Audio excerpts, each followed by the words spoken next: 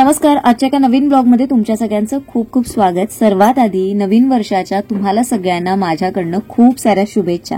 येणारे हे नवीन वर्ष तुम्हाला सगळ्यांना खूप आनंदाचं जाऊ, तुमच्या मनातल्या सगळ्या इच्छा पूर्ण हो. तर सकाळ झाली आणि कामांना सुरुवात झाली बघा. तर सर्वात आधी मी म्हटलेलं आजचा जो मेनू ठरवलेला, कारण गुढीपाडवा म्हटलं ना की गोडाधोडाचं जेवण हे असतं. तर याच्यासाठी सुरुवातीला मी म्हटलं पनीरची भाजी करू, एखादी कडधान्याची भाजी नको आज, म्हणून पनीर अर्धा लिटर दुधाचंच करायचं ठरवलं. आणि फुल फॅट क्रीम वगैरे जे काही असतं मी तसं घेतलेलं नाहीये. आपलं जे नॉर्मल अर्धा लिटरची अमूलची पिशवी होती ना तीच मी तापायला ठेवलेली आहे, म्हणजे गरम करायला ठेवलेलं आहे. बेबी कॉर्न मी पॅकेट घेऊन आलेली आणि त्यातले सगळेच काही एका वेळेस मी भाजून होणार नाही, म्हणजे खाल्ले जाणार नाही. तर इथे मी 4 ते 5 फक्त काढून घेणार आहे. ते फक्त पाण्यात मी भिजत ठेवलंय. आणि दुसऱ्या साईडला जे पाणी ठेवलंय ना त्याच्यामध्ये आपल्याला करायचंय मसाले भात. आणि मसाले भातामध्ये तोंडली वगैरे असते, भाज्या असतात, तोंडली पण असते त्याच्यामध्ये. त्याने टेस्ट खूप छान लागते. गोड्या मसाल्यातल्या तोंडलीचा भात ना खूप छान होतो. काल मार्केटमधनं काही भाज्या घेऊन आलेली आजसाठी, पण काल मी काहीच तयारी करून ठेवली नव्हती, त्याच्यामुळे तोंडली पण धुतली नव्हती मी, तशीच फक्त फ्रीजमध्ये ठेवून दिलेली. तर तोंडली थोडीशी भिजत घालून ठेवावी लागते कारण त्याला माती असते, तर म्हणून ती भिजत घालून ठेवली. आणि दूध फाडण्यासाठी मी व्हिनेगरचा वापर करणार आहे. आणि 1 चमचा भरपूर होतं, कारण अर्धा लिटर दूध आहे, त्याच्यासाठी भरपूर होईल. तुम्ही लिंब वापरून पण करू शकता, लिंबाचा रस वापरून. तर इथे मी 1 चमचा व्हिनेगर टाकलंय आणि त्याला थोडा वेळ उकळी यायला देते, म्हणजे ते छान अगदी पाणी वेगळं आणि आपलं जे पनीर आहे ते एका साईडला होईल वेगळं, म्हणजे आपल्याला गाळताना खूप बरं पडेल. नाहीतर मग आत्ता लगेच टाकलं आणि लगेच केलं तर होणार नाही, म्हणून थोडं 2-3 मिनिटं ते उकळायला ठेवते. तोपर्यंत मी इथे काय करते, जी आपली तोंडली आहे ती छान स्वच्छ 2-3 पाण्यामध्ये धुवून घेते, कारण त्याला एवढी माती असते ना की एका ह्याच्यामध्ये ती नीट होत नाही. आणि मला एवढी लागणार नाहीये राईससाठी, पण तरी पण मी थोडीशी एक्स्ट्रा धुवून ठेवली. म्हटलं राहू दे, आता मला आत्ता अंदाजा येत नाहीये की मला किती भात करायचंय. जर मी सचिनला विचारणार, तो जर खाणार असेल तरच मी थोडासा एक्स्ट्राचा राईस करेन, नाहीतर मग मी नाही करणार, फक्त नैवेद्यापुरतंच करणार आहे असं माझ्या डोक्यात होतं. पण मी म्हटलं चला आपण तोंडली मात्र धुवून घेऊ. आणि हे जे भांडं आहे ते मी परत आता वॉश करून घेतलंय, कारण याच्यातच मला आता पनीर जे आहे ते गाळून घ्यायचंय. तर अशा पद्धतीने मी रुमालामध्ये पनीर गाळून घेते. याच्यावरती परत मी साधं पाणी ऍड करते, कारण आपण व्हिनेगर टाकलेलं आहे याच्यामध्ये, म्हणून मी ते थंड पाण्याने लगेच परत एकदा वॉश करून घेते आणि ते गाळून घेते. गाळून घेऊन छानपैकी तुम्ही हँग करून ठेवून द्या, किंवा मग त्याच्यावर एखादं वजनाचं भांडं ठेवा, किंवा मग आजकाल पनीर मेकर बाजारामध्ये इझिली अवेलेबल आहेत, त्यातलं कुठलंही भांडं वापरून तुम्ही चौकोनी शेपमध्ये आपलं पनीर सेट करायला ठेवू शकता. पण आता हे याचं काही खूप जास्त असं पनीर होणार नाही, त्याच्यामुळे मी तिथल्या तिथेच ठेवलेलं आहे, म्हणजे वजन ठेवून. आता इथे मी एका साईडला कुकर लावून घेतलंय, कारण वरण आणि भात हे सर्वात आधी करून घेतलं की आपलं अर्धं जेवण तयार होतं असं माझं म्हणणं आहे, म्हणून मी वरण भाताचं कुकर लावून घेतलंय बघा. सर्वात आधी काम केलेलं आहे, म्हणजे एका साईडला पुलाव पण होईल, एका साईडला वरण भात पण होईल, आणि नंतर सर्वात शेवटी तर मी तळणीचे पदार्थ ठेवणार आहे, त्याच्या आधी मी भाजी करणार आहे. तर आता इथे मी कोथिंबीर वडीची तयारी करणार आहे. तुम्ही म्हणत असाल की कोथिंबीर वडी, अळू वडी जेव्हा काही सण वगैरे असतात तुझ्याकडे आधी केलेले असतात, पण आज मी ठरवलेलंच होतं की इन्स्टंट म्हणजे तिथल्या तिथे काय करता येईल ना ते आपण करायचं. तर काल बघा मी 10 रुपयाची कोथिंबीर आणलेली, त्यातली मी तुम्ही म्हणू शकता अर्धी, म्हणजे ही 5 रुपयाची कोथिंबीर छान धुवून मी कापून घेतली. त्याच्यामध्ये थोडंसं मीठ टाकलंय, थोडंसं जिरं, थोडंसं हळद टाकलंय, याच्यामध्ये थोडेसे तीळ टाकलेले आहेत मी. याच्यामध्ये थोडासा मिक्स मसाला जो असतो, जो घरचा मालवणी मसाला आहे तोच मी याच्यामध्ये ऍड केलेला आहे. थोडंसं अर्धा चमचा तांदळाचं पीठ आणि 2 चमचे बेसनाचं पीठ असं सगळं ऍड करून आपण याची वडी जी तयार करतो त्याचं पीठ तयार करून आपल्याला घ्यायचं. पहिलं सर्वात आधी तुम्ही पाणी ओतू नका, जर तुम्हाला गरज वाटली तरच तुम्ही याच्यामध्ये पाणी ऍड करा, कारण आपल्याला खूप जास्त असं पातळ हे करायचं नाहीये. आणि आपण हे चाळणीमध्ये पण उकडायला ठेवणार नाही आहोत. कशा पद्धतीने मी आज ठेवणार आहे ते पण तुम्हाला आता दाखवते, कारण बऱ्याच वेळा असं असतं ना आपल्याला भजी वगैरे करायची असते, पण भजीपेक्षा हा ऑप्शन खूप चांगला आहे जर तुम्हाला अगदी नैवेद्यासाठी काही करायचं असेल तर. चाळणीला तेल वगैरे लावणार नाही मी. ही जी प्लेट घेतली त्याला छान असं तेल लावून घेते आणि याच्यामध्येच आपण जे मिश्रण तयार करून घेतलंय वडीसाठीचं ते याच्यामध्ये मी थापून घेते. आणि थापून घेतानाच मी काय करणार आहे ना, ते चौकोनी आकारामध्ये थापून घेणार आहे, म्हणजे जेव्हा आपण त्याच्या वड्या करू ना तेव्हा त्या अगदी इझिली छान अशा वड्यांसारख्या दिसतील. तर तुम्ही 4 करा 6 करा. तर माझा विचार होता की पहिलं असं 4 करायचा, नंतर मी म्हटलं की याच्यामध्ये 6 वड्या पण होऊ शकतात. पण बघू, जेव्हा आता ते स्टीम होऊन येईल त्याच्यानंतर मी ठरवते कापताना कट करताना की याच्या 4 करू 6 करू की अजून 9 करू. तर बघू. तर आता हे ठेवते मी बॉईल व्हायला इथे. आणि जे आपण कॉर्न वॉश करून ठेवलेले ते पण मी इथे स्टीम करायला ठेवते, कारण ते पण कच्चे असणार. नुसते आपण जर फ्राय केले तर ते कच्चेच राहतील. त्याच्यामुळे थोडेसे बॉईल करून घ्यायचे, म्हणजे अगदी हलके. जोपर्यंत आपण वडी आपली स्टीम करू तोपर्यंत एका साईडला आपले कॉर्न पण शिजून तयार होते, कारण कॉर्नला काही शिजायला वेळ लागत नाही. अगदी 5-7 मिनिटात पण कॉर्न तयार होतात शिजून. तर झाकण ठेवून आपण एक 7 ते 8 मिनिटासाठी शिजवून घ्यायचं आहे. आणि इथे बघाल तर आपलं 7 ते 8 मिनिटामध्ये छान अशी वडी पण तयार झाली आणि कॉर्न पण आपण शिजवून घेतलेले. आता आपण हे थंड व्हायला ठेवून देऊ आणि दुसऱ्या साईडला आपण जो आपला मसाले भात आहे त्याची तयारी करून घ्यायची आपण. तर मसाला भातासाठी तुमच्याकडे ज्या अवेलेबल असतील भाज्या त्या घ्यायच्या आहेत. फक्त तोंडली मात्र तुम्ही आवर्जून घ्या, कारण त्याने टेस्ट खूप छान येते. तर इथे मी गाजर, फ्लॉवर, मटार, थोडेसे काजू घेतलेत आणि तोंडली असं सगळं मिक्स करून एकत्र ठेवून घेतलंय. आणि भात मी आता वॉश करूनच घेते. याच्यामध्ये जर तुम्ही जो कणीवाला भात असतो ना, कुठलीही कणी, मग तुम्ही बासमती घ्या किंवा कुठल्याही तांदळाची जर कणी असेल आणि त्याचा जो तुम्ही पुलाव केला ना हा मसाले भात, तर अगदी छान लागतो चवीला. मी नॉर्मल तांदळाचाच केलेला आहे बघा.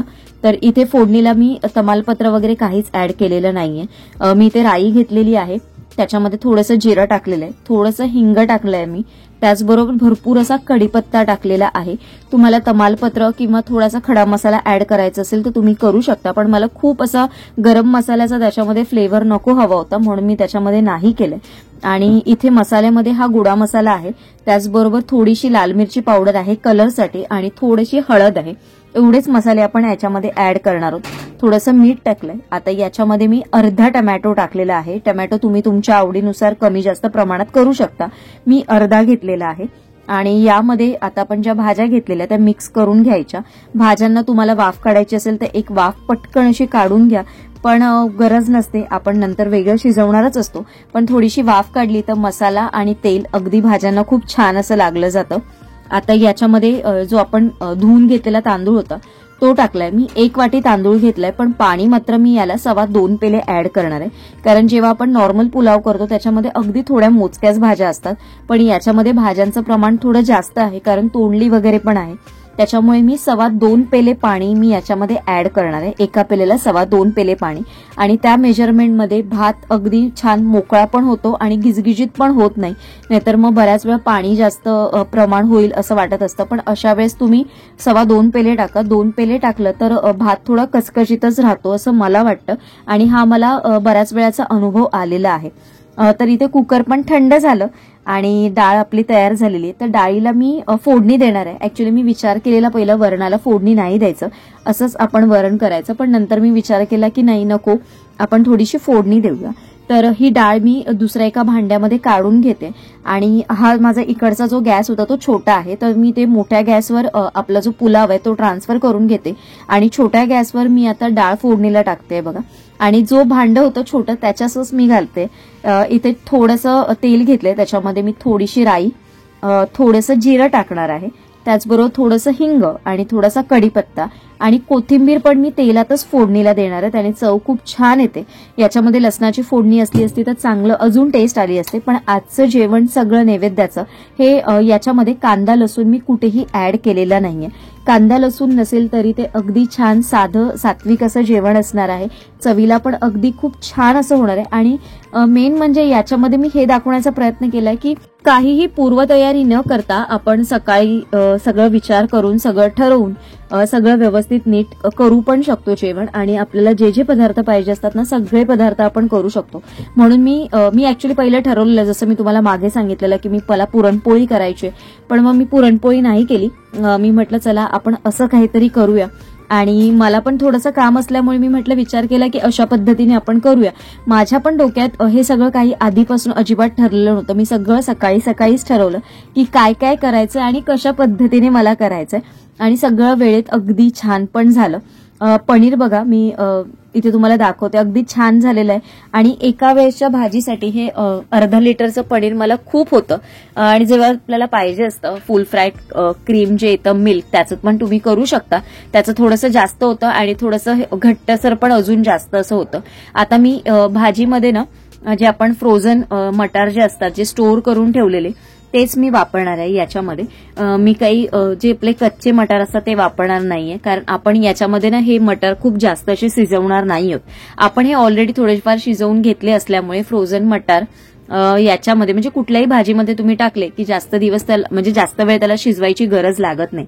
आता ग्रेव्हीसाठी आपण कांदा लसूण काहीच वापरणार नाही आहोत, तर त्याच्यामुळे मी ग्रेव्हीसाठी थोडासा खसखस आणि थोडेसे काजू, त्याचबरोबर एक टमॅटो आणि थोडासा कोथिंबीर असं सगळं ना हे भाजून घेतलेलं मी पहिलं. टमॅटो नाही पण खसखस आणि थोडेसे काजू मी अगदी हलक्या हातावर गरम करून घेतलेले गॅसवर आणि त्याची अशी एक पेस्ट करून घेतली. आता मी इथे तुम्हाला मसाले सांगते की मी मसाले कुठले कुठले घेतले. तर याच्यामध्ये मसाला मी अर्धा चमचा गरम मसाला घेतलाय आणि हा जो एव्हरेस्टचा शाही पनीर मसाला असतो त्याचं पॅकेट मी हे पहिल्यांदाच वापरते, पण याने भाजी खूप छान झालेली. याच्यामध्ये थोडासा कलरसाठी मी लाल मिरची पावडर ऍड करते आणि थोडीशी किंचितची हळद असेल, तुम्हाला जर वाटत असेल तर तुम्ही टाका. मी हळद याच्यामध्ये ऍड करणार नाहीये, कारण हळदीचा कलर मला अजून थोडासा पिवळसर असं नकोय, मला थोडासा ग्रेव्हीला असा लालसर कलर हवा होता, म्हणून मी याच्यामध्ये हळद ऍड केलेली नाहीये. अशा पद्धतीने जर पेस्ट आपण छान मिक्स केली तर या दुसऱ्या पेस्टमध्ये आपण जेव्हा ती ऍड करली ना तर ती छान अशी मिक्स होईल. नाहीतर आपण सुका मसाला टाकल्यानंतर तेवढा असा तो मिक्स होत नाही. आता इथे फोडणीला मात्र आपण तूप टाकणार आहोत, तर अर्धा चमचा मी तूप घेतलेला आहे आणि याच्यामध्ये मी फोडणीला अख्ख्या 4 हिरव्या वेलच्या टाकलेल्या आहेत. तुम्हाला वाटत असेल तर तुम्ही इथे तमालपत्र ऍड करू शकता, थोडासा एक दालचिनीचा तुकडा किंवा गरम मसाला कुठलाही तुम्हाला वाटत असेल तर तुम्ही याच्यामध्ये ऍड करू शकता फोडणीला. पण अशा पद्धतीने तुम्ही एकदा नक्की ट्राय करून बघा. याच्या आधी पण मी तुम्हाला पनीरची अशीच एक कांदा लसूण न वापरता किंवा कांदा लसूण आलं या तिन्ही पदार्थ स्किप करता आपण कशा पद्धतीने पनीरची भाजी आपण करू शकतो ती मी आपल्या रक्षाबंधनच्या थाळी हा जो व्हिडिओ आहे आपल्या चॅनलवर त्याच्यामध्ये शेअर केलेली आहे. तुम्हाला ती पण रेसिपी बघायची असेल तर तुम्ही नक्की जाऊन बघा. ती पण अगदी पनीरची झटपट अशी होणारी आणि खूप टेस्टी अशी लागणारी रेसिपी मी शेअर केलेली आहे तिथे. तर आपण हे जे वाटप होतं ते छान मिक्स करून घ्यायचं. आता याच्यामध्ये थोडंसं मी मीठ टाकलंय चवीला आणि याला ना एक 5 ते 7 मिनिटांसाठी छान उकळ यायला द्यायची, म्हणजे छान अशी ग्रेव्ही एकत्र अशी शिजली जाते. कारण थोडासा कांद्यामध्ये कच्चापणा असतो तो आपण भाजल्यामुळे तर थोडाफार कमी होतो, पण जेपर्यंत आपण त्याला शिजवत नाही छान असा तोपर्यंत अजून असा छान त्याच्यातला जो कच्चापणा असतो तो निघून जात नाही. आता इथे एका साईडला सचिन गेलेला श्रीखंड आणण्यासाठी आणि गौरी शंकर हे परेल दादर मधलं खूप चांगलं खूप फेमस असं शॉप आहे आणि खूप जुनं शॉप आहे. तर येताना त्याने 2 श्रीखंडाचे डब्बे आणलेले, थोडंसं ताक आणलेलं. उद्या स्वामींचा प्रकट दिन आहे तर तिथे नैवेद्यासाठी म्हणून याच्यामध्ये आणलेलं आहे. आणि याच्यामध्ये काय आणलंय कशासाठी आणलंय ते मला माहिती नाहीये, तर हे माझ्यासाठी आणलंय असं तो मला म्हणाला, पण आता ते बघू. मी आता ओपन करणार नाहीये, नंतर नैवेद्याचं ताट जेव्हा तयार करेन तेव्हा ओपन करेन किंवा मग संध्याकाळी ओपन करेन. तर आता आपण याच्यामध्ये वाटाण्याचे दाणे ते ऍड करतोय आणि जे आपलं पनीर होतं ते पण ऍड करतोय. आता आपली जी ग्रेव्ही आहे ना ती खूप घट्टसर अशी नाहीये बघा, तुम्ही थोडीशी पातळच आहे. तर आता आपण याच्यामध्ये पनीर आणि जे वाटाणे टाकलेत ते टाकून परत याला एक 5 ते 7 मिनिटं छान अशी उकळ काढून घ्यायची. आणि इथे आपण आता एका साईडला जे तोंडी लावण्याचे जे पदार्थ असतात त्याची तयारी करून घेऊ. तर इथे मी एक आंबा घेतलेला आहे बघा आणि इथे आपण 2 प्रकार करणार आहोत. चटणी करणार आहोत. तर बऱ्याच वेळा हिरवी चटणी असते, तर मी इथे आंब्याची चटणी नैवेद्यासाठी तयार करते आणि त्याचबरोबर कैरीचं लोणचं ते पण झटपट होणार, म्हणजे ताटातला सगळे पदार्थ आपले झटपट होणारे, म्हणजे आणि त्याच दिवशी केलेले आहेत. कुठलाही पदार्थ आदल्या दिवशीचा असं नाही केलेला आहे. तर इथे मी हा जो सोललेला भाग आहे ना तो मी कैरीच्या चटणीसाठी वापरणार आहे आणि जो सालाकडचा भाग आहे तो आपण लोणच्यासाठी वापरणार आहोत. तर लोणच्यासाठी असा सालासकटचा भाग असतो ना तोच खायला खूप छान लागतो, कारण कच्ची कैरी ही चावून जेव्हा आपण खातो ना सालासकट तेव्हाच ती छान लागते. या ज्या मोठ्या मोठ्या फोडी केल्या त्या आपण चटणीसाठी वापरणार आहोत. तर इथे एक त्या प्लेटमध्ये खोबरं पण आहे, तर मी इथे 2 छोटे चमचे म्हणजे जे आपले बोट चमचे असतात त्याच्या आकारानेच, म्हणजे त्याच्या आकाराचे जे चमचे आहेत साईजचे त्यानेच मी 2 चमचे मी खोबरं घेतलेलं आहे. आता याच्यामध्ये मी लसूण ऍड करणार नाही, याच्यामध्ये थोडीशी कोथिंबीर आणि मिरची अशा पद्धतीने ऍड करून आपण चटणी तयार करून घेणार आहोत. आणि इथे मी या बारीक बारीक फोडी तयार करून घेतल्यात आपल्या लोणच्यासाठी आणि याला पण साधी सिंपल फोडणी देणार आहे. आता फोडणीच्या आधी आपण त्याच्यामध्ये सगळे मसाले ऍड करून घेऊया. तर त्याच्या आधी इथे आपली ग्रेव्ही तयार झाली आहे. तर ग्रेव्ही कशी तयार झाली आहे ते तुम्हाला दाखवते. आणि ग्रेव्हीमध्ये सर्वात शेवटी आपण थोडीशी कसुरी मेथी टाकायची. आणि जेव्हा तुम्ही कुठल्याही भाजीमध्ये कसुरी मेथी ऍड करता तेव्हा त्याला खूप जास्त शिजवायचं नाही. खूप जास्त शिजवलं की त्याला थोडासा कडवटपणा येतो कसुरी मेथीचा. त्याच्यामुळे खूप जास्त अशी जेव्हा तुम्ही कसुरी मेथी ऍड करता तेव्हा खूप जास्त त्याला शिजवायचं नाही. अगदी 2 मिनिटं तुम्ही फक्त त्याला मिक्स करून थोडीशी एक वाफ आणू द्या आणि आपली भाजी छान अशी तयार होते. इथे आपण बघा ते चटणीसाठीचं तयार करून ठेवलंय, ज्याच्यामध्ये खोबरं, कोथिंबीर, आंबा आणि मिरची असंच आहे. ते मी मिक्सरला वाटून घेते म्हणजे आपली चटणी तयार होईल. आणि इथे आपल्याला लोणच्याला आता फोडणी द्यायची. तर लोणच्याला फोडणी देण्यासाठी त्याच्या आधी त्याच्यामध्ये मसाले ऍड करायचे. ते म्हणजे याच्यामध्ये थोडीशी लाल मिरची पावडर टाकते मी, थोडीशी हळद ऍड करते याच्यामध्ये आणि याच्यामध्ये थोडंसं मीठ ऍड करणार आहे. कारण मीठ खूप जास्त जर टाकलं तर त्याला नंतर पाणी सुटतं आणि मग खूप लोणचं पण खूप पातळ होऊन जातं. त्याच्यामुळे आणि म्हणजे पाणी आणि मग त्याच्यामध्ये तेल असं खूप मिक्स होऊन जातं आणि मग खूप त्याला पाणी सुटतं. म्हणून अगदी थोडंसं मी मीठ टाकलंय, खूप जास्त असं मीठ टाकलेलं नाही आणि अगदी थोडंसंच आहे, खूप जास्त असं पण लोणचं केलेलं नाहीये मी. आता फोडणीसाठी तेल गरम करत ठेवलं, याच्यामध्ये राई टाकलेली आहे आणि थोडंसं हिंग ऍड केलेलं आहे. एवढीच याची फोडणी करणार आहे लोणच्यासाठीची. आणि ही फोडणी आता आपण कैरीच्या फोडींवर टाकणार आहोत. आणि इथे आपले 2 तोंडी लावण्याचे पदार्थ तयार झालेले आहेत, हे तुम्ही बघू शकता. मस्तपैकी 2 पदार्थ तयार झालेत आणि अजून आपल्याला 2 तोंडी लावण्याचे पदार्थ ऍड करायचे. तर त्याच्यामधली एक आहे कोशिंबीर. तर कोशिंबीर करायचं मी ठरवलं, पण काय झालं माझ्याकडे दही आणलेलं नव्हतं. म्हणून मग मी विचार केला की आपण गाजरची कोशिंबीर करू. नाहीतर मी पहिलं कांदा, टमॅटो, आपण जे काकडी अशी जी फोडणीची कोशिंबीर करतो ती करायची होती, पण दही आणलेलं नव्हतं माझ्याकडे. त्याच्यामुळे मग मी प्लॅन त्याचा चेंज केला आणि मग नंतर मी म्हटलं चला आपण गाजरची कोशिंबीर करू. तर गाजरची कोशिंबीर करताना माझ्या लक्षात आलं की अरे माझ्याकडे दाण्याचं कूटच नाहीये केलेलं.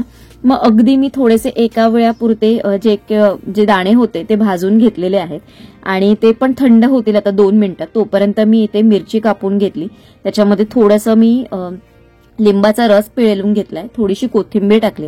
याच्यामध्ये मी मीठ ऍड आता करणार नाहीये, कारण कुठलीही कोशिंबीर जरी मी केली ना तरी मी मीठ सर्वात शेवटीच टाकते, म्हणजे जेव्हा खाताना, म्हणजे त्याला पाणी सुटत नाही. तर इथे बघू शकता तुम्ही मी या अशा प्रकारचा एक खलबत्ता तुमच्याकडे पण असायला हवा. अशा खलबत्त्याने पटकन असं जे काही तिथल्या तिथे बारीक करायचं असेल ना ते पटकन असं होऊन जातं. इथे मी पटकन दाणे सोलून घेतले, कारण थोडेसेच होते. दाणे सोलून घेतले आणि छान असं त्याचा कूट या खलबत्त्यात करून घेतला. आता हे छान मिक्स करून घेऊ आणि याच्यावरती आपल्याला फोडणी करायची आहे. पण याच्यावरती पण फोडणी मी अगदी सिंपल करणार आहे. याच्यामध्ये बरेच जण राई, जिराची पण फोडणी करतात, काही जण फक्त कढीपत्त्याची करतात. तर प्रत्येकावर आहे. तर मी याच्यामध्ये फक्त कढीपत्ता आणि हिंग अशी फोडणी ऍड केलेली आहे. हे सगळं मिक्स करून घ्यायचं आणि इथे आपली गाजराची कोशिंबीर तयार झालेली आहे, झटपट अशी. माझ्या डोक्यात पण नव्हतं की अरे गाजरची कोशिंबीर करावी, पण दही नव्हतं आणि मग नंतर असं झालं की अरे चला गाजरची कोशिंबीर करू. किंवा मग काकडीची केली असती तरी पण मला मग दही म्हणजे दही लागलं असतं. तर मी म्हटलं की ठीक आहे चला आता आपण गाजराचीच कोशिंबीर करू आणि ताटामध्ये खूप छान दिसेल, कलरफुल असं. तर आता आपण ताक पण तयार करून घेणार. म्हणजे तोंडी लावण्याचा हा 4था पदार्थ मी तुम्हाला सांगते बघा. जसं आपण पहिलं तयार केलं लोणचं, त्याचबरोबर चटणी तयार केली, त्याचबरोबर आता आपण जे ताक तयार करणार आहोत ते, आणि त्याच्या आधी पण आपण कोशिंबीर तयार करून घेतली. तर इथे ताकामध्ये पण मी फक्त जे जलजिरा पॅकेट असतं ते ऍड केलेलं आहे, ताकाची पिशवी फोडून ऍड केलेली आहे. याच्यामध्ये जर तुम्हाला अजून, कारण या जलजिराच्या पॅकेटमध्ये अगदी काही खूप जास्त मीठ नव्हतं, थोडासा चाट मसाला वगैरे असतो, पण याची टेस्ट तेवढी अशी मला आवडत नाही. जे दुसरं जलजिराचं पॅकेट येतं ते खूप छान असतं, त्याची टेस्ट थोडी छान येते. तर मी ताक पण तयार करून ठेवलं, कारण ऐन वेळेस मग गडबड होऊ नये म्हणून. तर इथे आपण जे बेबीकॉर्न बॉईल करून ठेवलेले आणि जी कोथिंबीर वडी आहे ती आपली थंड झालेली. तर आता मी हे जे कॉर्न आहेत ना ते सगळे 2-2 आकाराने मी कापून घेते, कारण एका वेळेस एवढे लांब तेलात तळणं जमणार नाही आणि त्याला वेळ पण जातो. छोटे छोटे असतील तर ते पटकन तळले जातात आणि जास्त म्हणजे एकाच वेळेस सगळे येऊ शकतात तेलामध्ये. नाहीतर मग एक एक मोठा घातला ना तर मग खूप एका वेळेस मी 1 किंवा 2च टाकू शकते. तर आता इथे कोथिंबीर आहे बघा. कोथिंबीरची जी वडी होती ती थंड झालेली आणि मला असा विचार पडलेला की याच्या मी 9 पार्ट करू का, 9 तुकडे करू का. नंतर मी विचार केला की अरे नाही, अगदीच खूपच छोटे वाटतील, म्हणून मी म्हटलं नको, आपण याचे 6 पीसेस करू. तर मी 6 पीसेस केल्यानंतर मग मी विचार केला अरे याच्या साईडने थोड्याशा कडा अशा दिसत होत्या, म्हणजे अशा एकदम अशा स्क्वेअरमध्ये दिसत नव्हत्या. मग मी त्याच्या थोड्याशा ज्या साईडच्या कडा होत्या ना त्या मी कापून घेतल्या आणि अशा पद्धतीने आपली वडी पण तयार झालेली आहे. तर याच्यानंतर आपण करणार आहोत हे जे बॅटर तयार करणार आहोत, म्हणजे जे आपल्याला कॉर्न भाजायला लागणार आहे त्याच्यासाठी मला बॅटर पण तयार करून घ्यायचंय आणि त्याचबरोबर मी इथे पापड पण काढून घेते बघा. तर पापड यासाठी आत्ता काढून ठेवते, कारण तळणीचे पदार्थ एकत्र ठेवले की लक्षात राहतात. कारण नंतर मग जेव्हा एवढे सगळे जेव्हा आपलं पदार्थ तयार असतात ना, तेव्हा मग असं नंतर होऊन जातं की एखादा पदार्थ अरे नैवेद्यात ठेवायचा राहिला किंवा पाण्यात वाढायचा राहिला असं होऊन जातं, म्हणून मी ते काढून घेतले. इथे आता मी कोथिंबीरची वडी फ्राय करून घेते, कारण एकाच तेलामध्ये मी पुरी, हे स्नॅक्स आणि कोथिंबीर वडी फ्राय करू शकत नव्हती, कारण सगळ्याची टेस्ट एकमेकांमध्ये मिक्स होणारी होती. म्हणून मी विचार केला कोथिंबीर वडी आपण अशा पद्धतीने फ्राय करू. आणि ही जी टिप होती मला प्रीतीताईंनी पण दिलेली होती की त्यांची टिप लक्षात ठेवून मी ही गोष्ट करते. म्हणजे त्यांनी मला असं सांगितलेलं की वड्या वेगळ्या तेलामध्ये डीप फ्राय करायची गरज नसते, तू अशा पद्धतीने जर त्या एका पॅनमध्ये घालून ठेवल्यास की त्या आपोआप फ्राय पण होत जातील आणि एका साईडला तुझी दुसरी कामं पण होतील. तर इथे मी कॉर्नफ्लॉवर घेतलंय. आता याच्यामध्ये थोडंसं मी मीठ ऍड केलेलं आहे, याच्यामध्ये थोडीशी हळद टाकणार आहे, थोडी लाल मिरची पावडर टाकणार आहे कलरसाठी, याच्यामध्ये मिक्स हर्ब ऍड केलेले आहेत, त्याच्यानंतर थोडेसे चिली फ्लेक्स मी ऍड केलेले आहेत आणि हे सगळं एकत्र आपल्याला मिक्स करून घ्यायचंय. तुमच्यावर आहे, तुम्हाला जसे याच्यामध्ये मसाले, जसं आपल्याला इंडियन ट्विस्ट द्यायचं असेल तुम्ही धना जिरा पावडर, चाट मसाला याच्यावरती ऍड करू शकता किंवा चाट मसाला तुम्ही वरून जरी ऍड केला तरी चालेल. तर इथे एका साईडला मी वड्या पण फ्राय करून घेते आणि एका साईडला ते पण मी तयार करून घेते. पण ते आता आपण फक्त तयार करून हे पीठ ठेवून देणार आहोत, आता याच्यामध्ये घोळवून घेणार नाही आहोत आपण, कारण जर आता आपण घोळवून घेतलं तर त्याला परत पाणी सुटेल आणि परत त्याला अजून एक कोटिंग करावी लागेल. त्याच्यामुळे मी आता फक्त हे बॅटर मिक्स, म्हणजे हे जे केलेलं आहे ते मिक्स करून घेणार आहे. तर आता आपण करणार आहोत पुऱ्यांसाठी चपातीच्या पिठाची तयारी. तर चपातीचं पीठ मी सर्वात शेवटी करून घेतलंय, कारण ते मला अगदी खूप जास्त वेळ आधी बनवून ठेवायचं नव्हतं, कारण मग ते मऊ मऊ होतं आणि मला कडक असं पीठ हवं होतं पुरीसाठी. तर आता याच्यामध्ये मी थोडंसं मीठ ऍड केलेलं आहे, कारण मी इतर वेळेस जेव्हा चपातींचं पीठ मळते भाजी चपातीसाठी तेव्हा मी त्याच्यामध्ये मीठ टाकत नाही. आता मी याच्यामध्ये पुऱ्या करते तर टेस्ट बॅलन्स होण्यासाठी, म्हणजे गोडाची टेस्ट बॅलन्स होण्यासाठी मी थोडंसं मीठ याच्यामध्ये ऍड केलेलं आहे. इथे अशा पद्धतीने पीठ मळल्यानंतर मी थोडंसं एक 2-3 मिनिटं, म्हणजे इकडचं तिकडचं माझं आवरेपर्यंतच पीठ हे मी इथे साईडला ठेवलेलं, नाहीतर मी काही पीठ वेगळं साईडला असं 15-20 मिनिटांसाठी अजिबात ठेवलेलं नव्हतं. इथे मी पुऱ्या आपल्या ग्लासच्या साह्याने मी त्या पुऱ्यांचा शेप देण्याचा प्रयत्न केला, म्हणजे सगळ्या पुऱ्या अगदी गोल गोल येतील बघा, म्हणून मी त्या इथे ठेवल्या. कढईमध्ये तेल तापायला मी ठेवलेलं आहे एका साईडला. इथे ज्या आपण जे कॉर्न कापून घेतलेले छोट्या छोट्या पीसेसमध्ये, तर ते तळण्यासाठी इझी जावे म्हणून याच्यामध्ये मी टूथपिक ऍड केलेलं आहे, कारण हे आपण 2 प्रकारे याला कोटिंग करणार आहोत. जे आपण ड्राय पावडर जी बनवलेली आहे, म्हणजे पेस्ट म्हणू शकतो ना, सगळ्याचे कॉर्नफ्लॉवर वगैरे सगळे मसाले ऍड करून जी पावडर तयार करून ठेवली त्याच्यामध्ये पण करायचे आणि मग त्याच्यामध्ये पाणी ओतून त्याची पेस्ट तयार करून त्याच्यामध्ये डीप करून पण आपल्याला तळायचं. म्हणजे याला डबल कोट करायचं आणि डबल कोट केल्यामुळेच ते छान क्रिस्पी आणि कुरकुरीत होतील. सर्वात आधी हे जे काही 3 तळणीचे पदार्थ आहेत त्याच्यामध्ये मी सर्वात आधी पहिल्या पुऱ्या तळून घेणार आहे, कारण पुऱ्यांनाच आपल्याला वेगळं असं तळायचंय. नंतर पापडाचं काही एवढं असं मिक्स होणारं नव्हतं, कारण आपल्याला नंतर जे कॉर्नचे जे रोल तयार केलेले आपण ते तळताना त्याच्यामध्ये मिक्स झालं तरी चालेल पापडाचं, पण पुऱ्यांच्या तेलामध्ये काहीच मिक्स व्हायला नको होतं, म्हणून पुऱ्या पण सर्वात आधी पहिल्या तळून घेतल्या. त्याच्यानंतर मग आपण पुऱ्या तळून झाल्यानंतर की जे काही पापड ठेवलेले पापड तळून घेऊया आपण. आणि पापड पण मी मोजून जे काही 7-8 पापड तळलेले, अगदी छोटे छोटे होते.